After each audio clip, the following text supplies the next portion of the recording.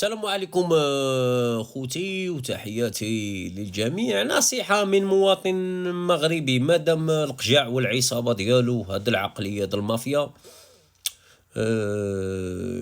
شراو جميع التيكيات وباغيين يبيعوهم في سوق السوداء. تيكي كيسوى 10 اورو باغيين يبيعوه 250 اورو، من 100 درهم، من 2500 درهم. ما تشريوش التيكيات خوتي، كلشي ما يشريش التيكيات، لا مغاربة لا توانسة لا ليبية لا جزائرية لا موريت، لا تا شي واحد بيشري تيكي. ومشيو للباب الملعب، راه 4 ساعة يدخلوكم صح، 4 ساعة تدخلوا بطل. منا اضربوا بعصفورين بحجر واحد، منا تقضيو على ديك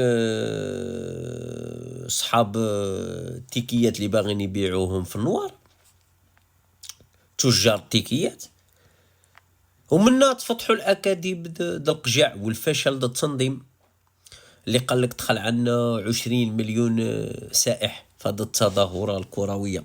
باين غير في الملعب الاضرار شفنا 20 مليون زائر اللي دخل في هذه كاس افريقيا. ما تشريوش تيكيس، خليهم، وإلا شريتيهم راه 4 ساعات وتيفتحوا الملاعب للناس باطل، حيت الناس ما تشريش التيكي بالثمن طالع.